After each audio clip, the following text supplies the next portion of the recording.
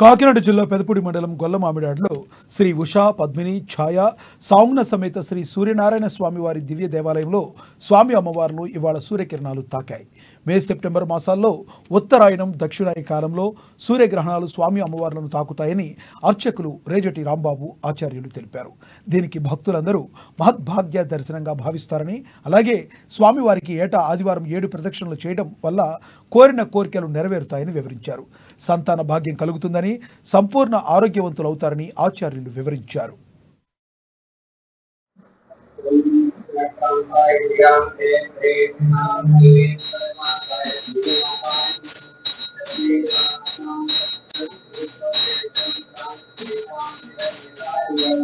ఈ రోజున స్వామి యొక్క కిరణాలు శ్రీ సూర్యనారాయణ పాదాలు తాకాయి. అలాగే మార్చి సెప్టెంబర్ లో కూడా ఈ కిరణాలు ఉత్తరాయణ దక్షిణాయన కాలాల్లో ఈ స్వామివారి కిరణాలు తాకుతాయి.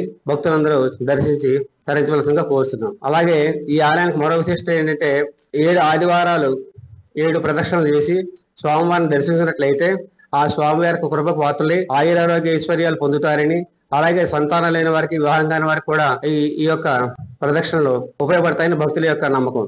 ఈ రోజున స్వామి యొక్క కిరణాలు శ్రీ సూర్యనారాయణ పాదాలు తాకాయి. అలాగే మార్చి సెప్టెంబర్